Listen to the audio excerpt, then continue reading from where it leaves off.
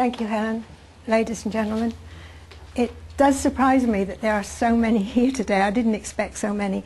And it's very pleasing to know that people are interested and want to know more about spiritual philosophy.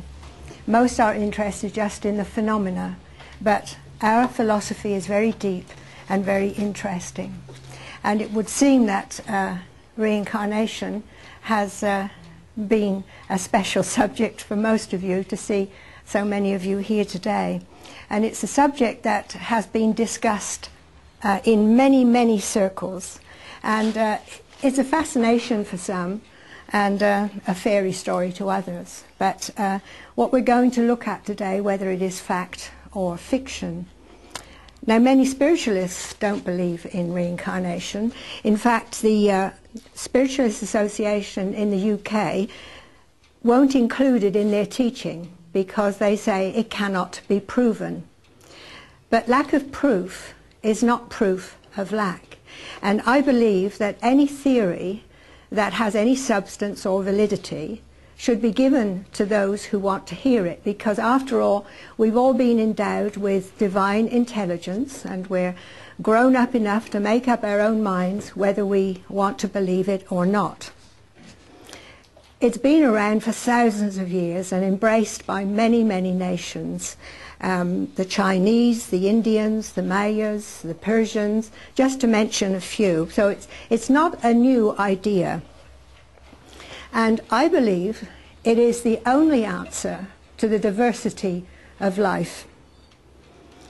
There are some who are born in great privilege, great wealth, and have every opportunity to progress, while others are born in abject poverty with no hope at all of raising themselves above their station. If there is only one life, who or what is it that decides this diversity? Because we are told that our lives are built on what we have done in a past life, whether it has been good or bad or whatever it may be. Our present life is built on our experiences of the past. Now, if there's only one life, how can we believe that we are equal in the sight of God? Because I believe that everyone has an equal right to progress. And we are told so often that the law of cause and effect, which is another name for karma, governs all things, and that our personal karma is said to be the result of what we have built or not done in a past life. And multiple lives would seem to be the only answer to these things. For one could not be expected to reach even a relative state of perfection in one short life. It just isn't possible. Now, actually, reincarnation wasn't spoken of in spiritualism till about 1948. And it was Madame Blavatsky who brought it to England. She was previously a spiritualist medium, but she turned her back on spiritualism and founded the Theosophical Society. And of course that is based on Indian teaching, and the Indian philosophy is very much believes in the reincarnation of life.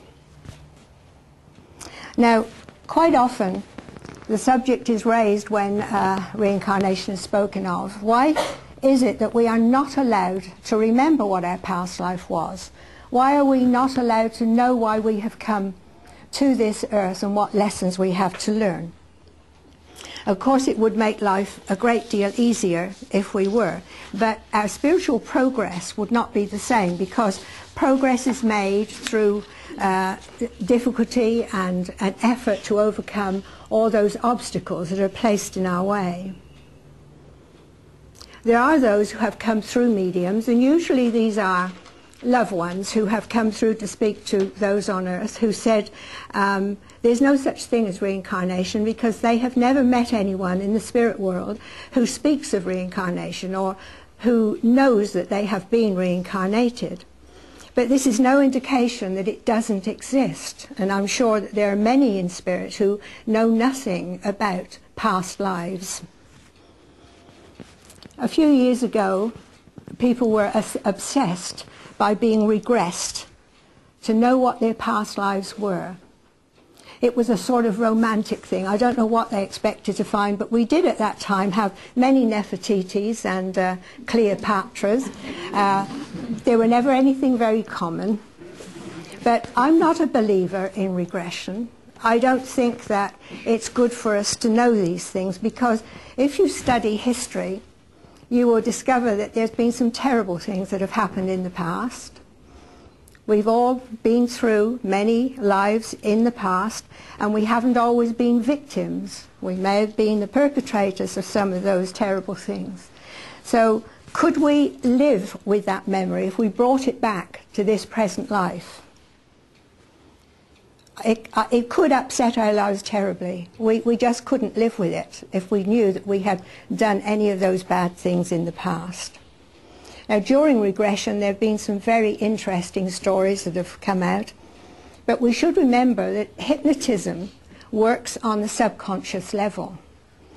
And if you think of the many experiences we've had in life, the many books we've read, the many films we've seen, all making an impression on that subconscious level, these can come to the fore when one is under hypnotism.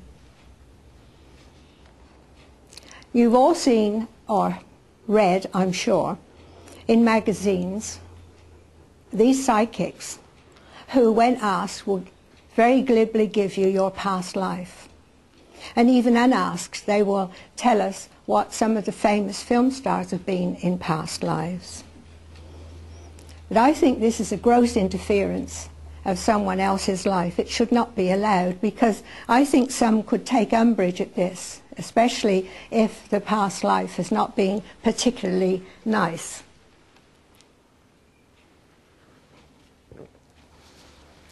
There are others who've had astral experiences who assert that they have been to distant planets, they've been out in space, travelled through space and time, read the Akashic records, and freely conversed with great masters and supreme beings.